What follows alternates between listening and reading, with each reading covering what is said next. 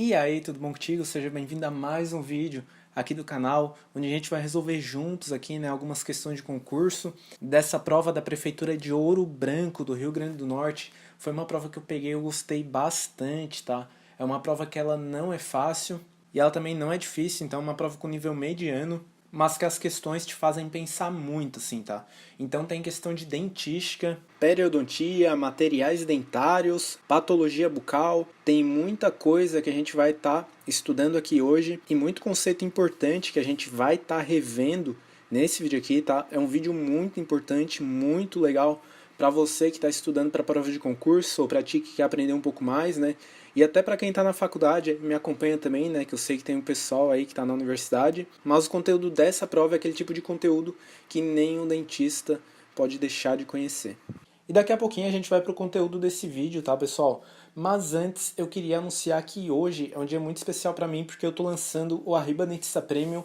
O Arriba Dentista Premium é um projeto que eu estou trabalhando faz alguns meses já, tá?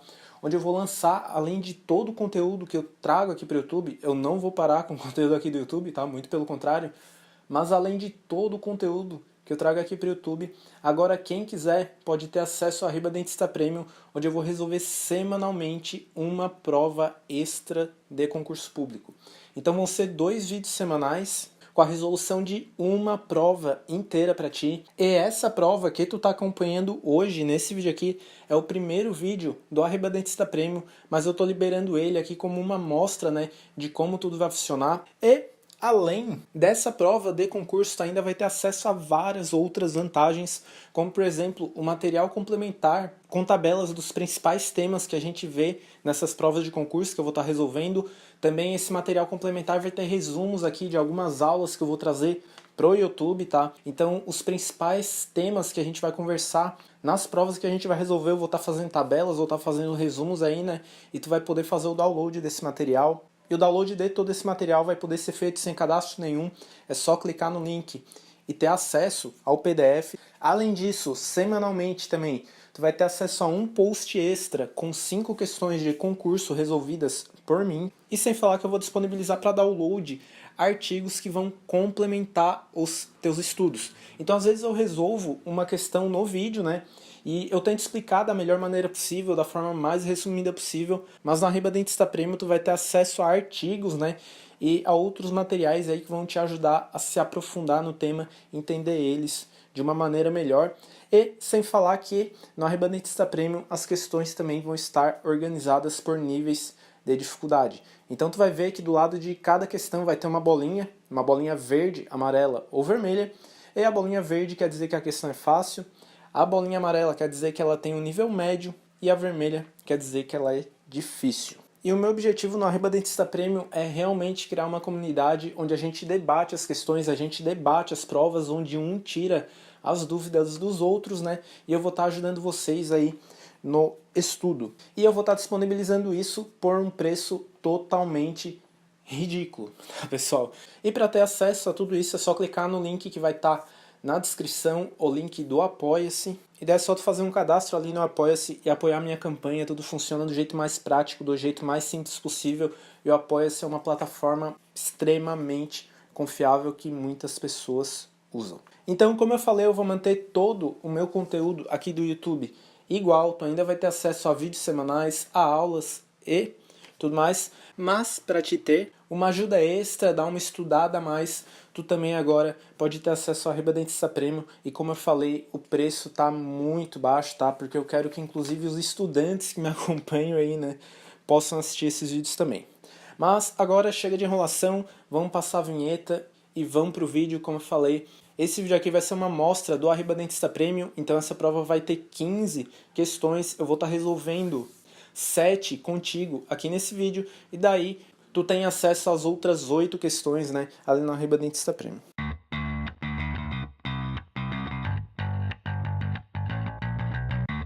Então agora, para começar esse vídeo, vamos para a questão número 1, 10 segundos aí na tela para te dar uma pensada.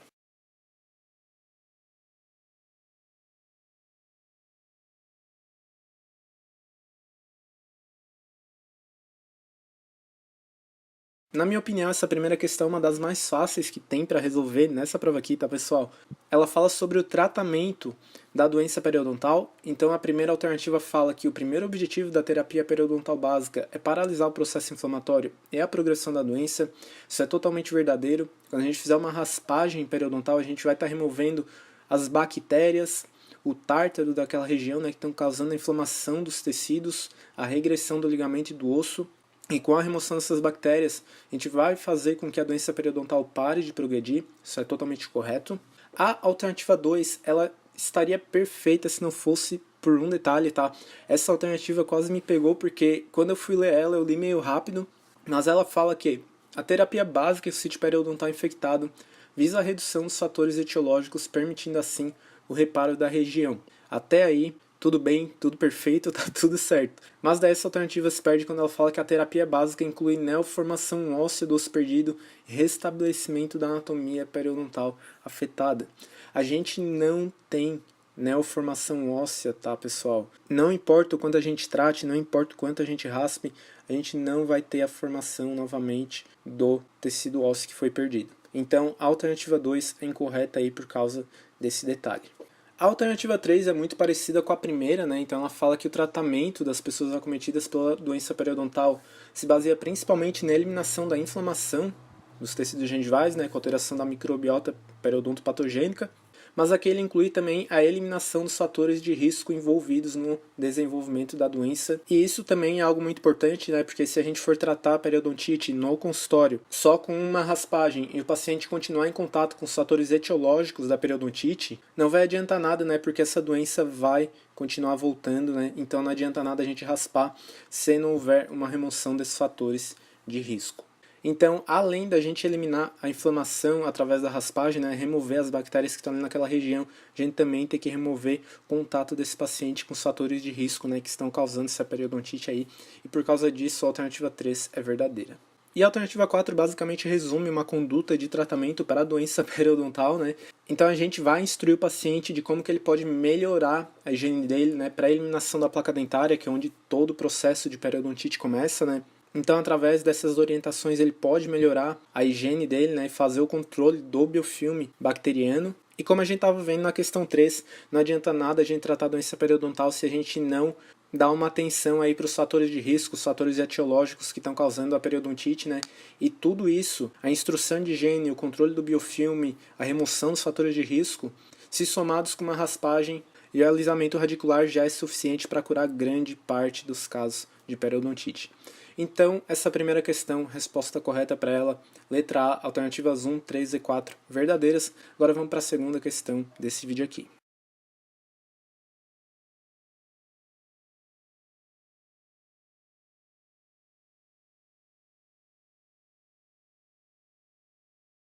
A resposta para essa segunda questão vai ser a letra B.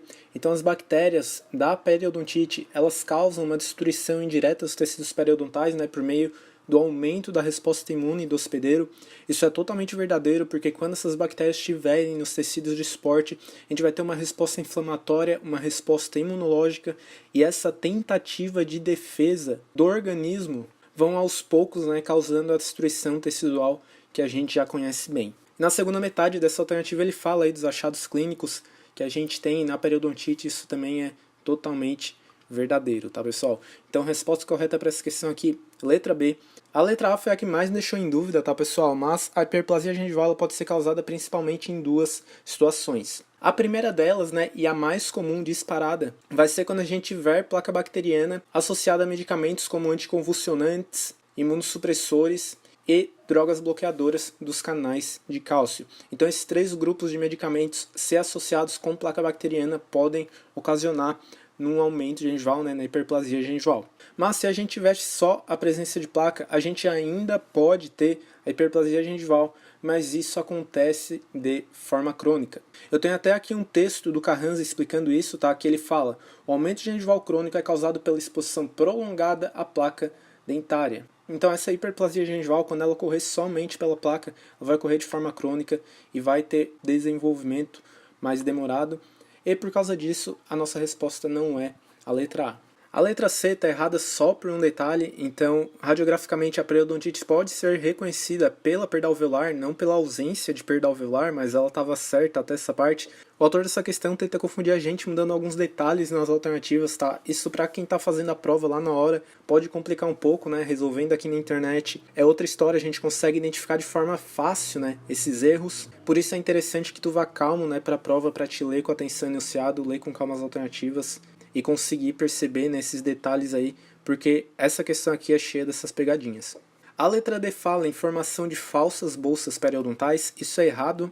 A falsa bolsa periodontal vai acontecer quando a gente não tem perda de inserção, mas o sulco é aprofundado por causa do crescimento gengival, tá? Então, nesse caso, a gente também não vai ter migração do epitélio juncional, né? Como nos casos que a gente tem essa perda de inserção aí. E daí sim, né, na bolsa periodontal verdadeira ou absoluta, né, ela tem esses dois nomes, mas nesse tipo de bolsa daí sim a gente vai ter a destruição dos tecidos de suporte. E essas bolsas verdadeiras, elas ainda podem ser supraósseas, onde a base da bolsa é coronária ao nível ósseo, ou infraósseas, onde a base da bolsa é apical ao nível ósseo. E a letra E estava perfeita, né, até a parte final, onde ela fala que todas essas citocinas e fatores pró-inflamatórios estão associadas à reabsorção óssea observada na gengivite crônica. E não tem essa de gengivite crônica, tá, pessoal? Essas citocinas e fatores de crescimento são observados na periodontite crônica. Isso não vai ter nada a ver com a gengivite. Então, resposta correta para essa questão, letra B. Vamos agora para a terceira questão desse vídeo aqui.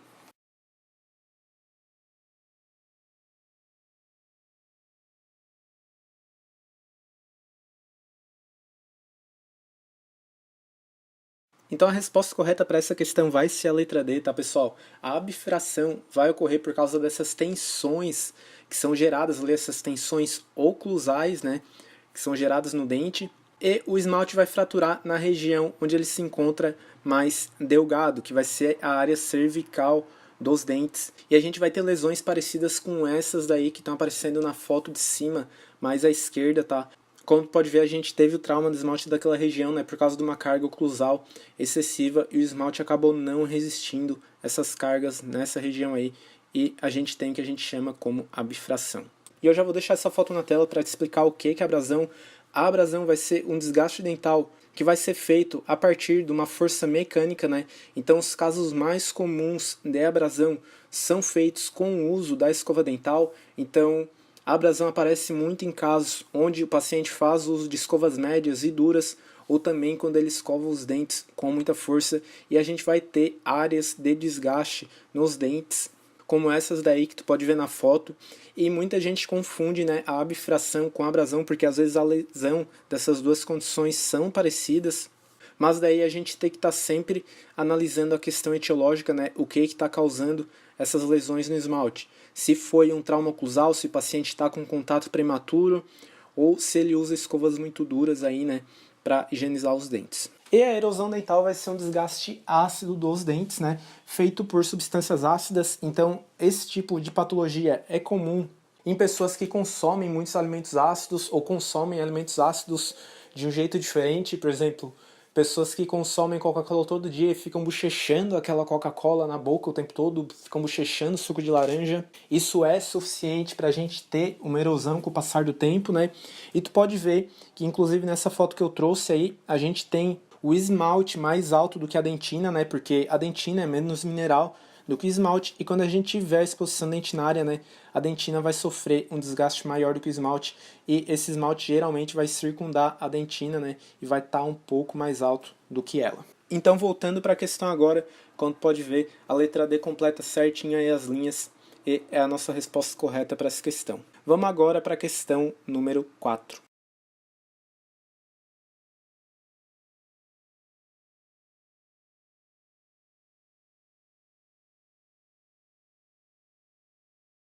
Nessa questão aqui, o autor tentou te confundir com certeza, tá? Ele tentou te induzir a preencher a resina composta como a resposta correta. Mas primeiro que a resina composta não é a resposta para essa questão, porque o ácido fosfórico, que é usado para o condicionamento ácido da resina composta, ele é um ácido inorgânico.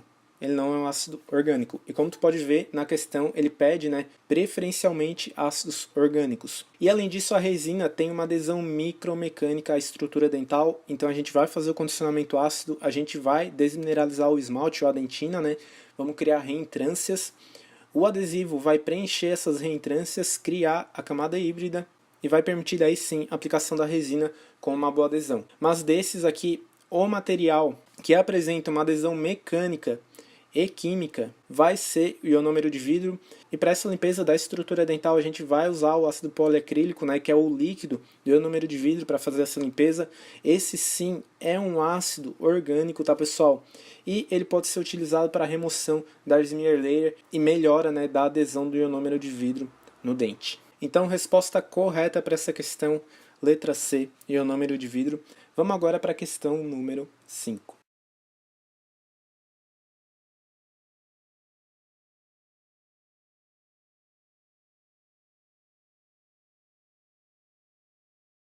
E a resposta para essa questão aqui vai ser a letra B, tá pessoal? Então, a doença periodontal, a candidíase e a xerostomia vão ser as principais manifestações orais que aparecem em pacientes diabéticos.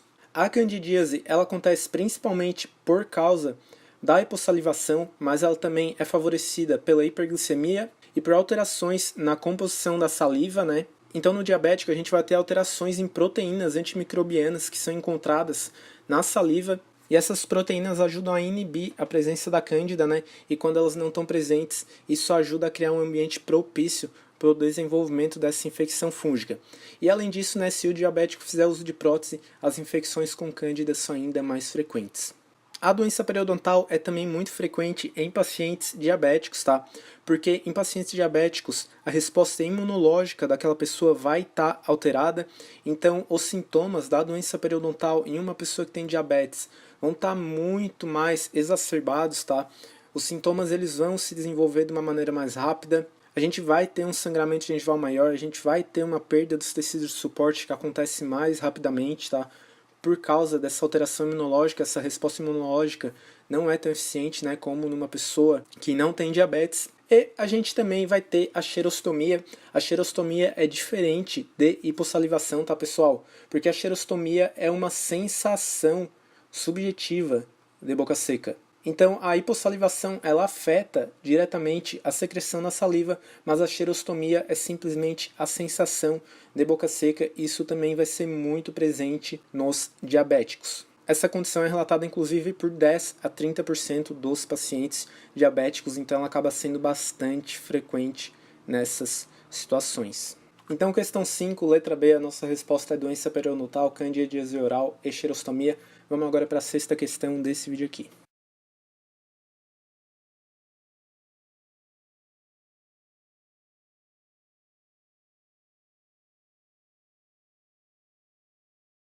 Nessa sexta questão, as duas primeiras alternativas estão corretas e as duas últimas incorretas. Então a nossa resposta correta aqui vai ser a letra D, verdadeiro, verdadeiro, falso e falso. Mas a primeira alternativa é totalmente correta, tá pessoal? Num tumor a gente deve avaliar todas essas características, a gente deve avaliar o tamanho daquele tumor.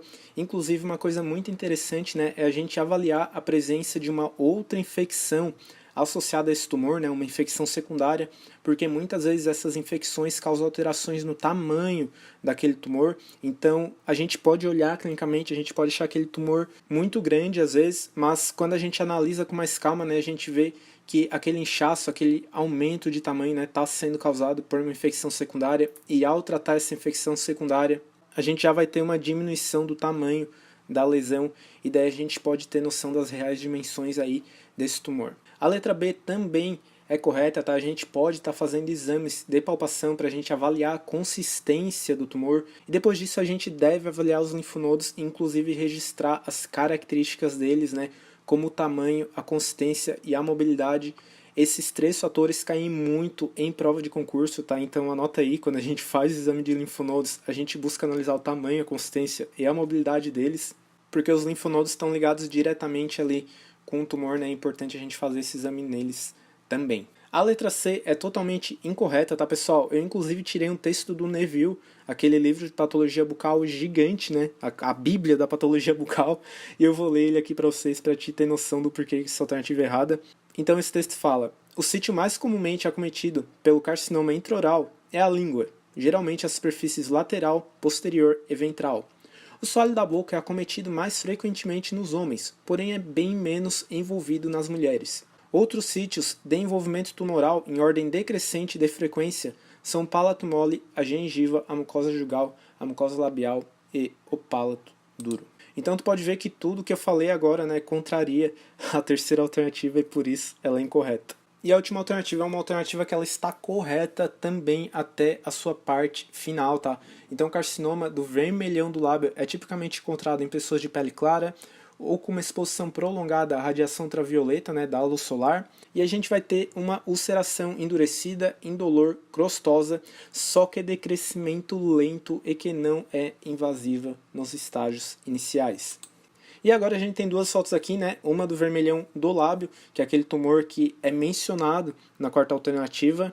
Essa vai ser uma lesão que vai se formar por causa da exposição prolongada à radiação solar e ela se desenvolve de forma lenta, né? Não sendo invasiva nos seus estágios iniciais, mas se essa lesão ficar aí, com certeza ela vai causar problemas sim, tá? E do outro lado a gente tem uma leucoplasia, né, que é uma das principais lesões pré-cancerígenas aí, e ela ocorre principalmente, né, na lateral da língua. Como pode ver, ela é uma placa branca e vai estar presente, né, acomete muito pacientes fumantes. Por isso que é interessante a gente sempre avaliar a lateral da língua, né, de pacientes que fazem consumo frequente de cigarro e bebidas. E agora, pessoal, vamos para a última questão desse vídeo aqui. Vou deixar 10 segundos na tela.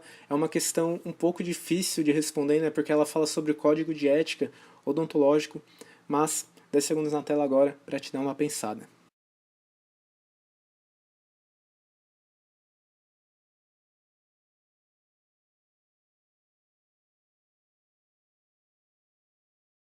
Então a resposta correta para essa questão vai ser a letra D. Os profissionais da odontologia deverão manter no prontuário os dados clínicos necessários para a boa condução do caso, sendo preenchido em cada avaliação em ordem cronológica com data, hora, nome, assinatura e número de registro do cirurgião dentista no CRO.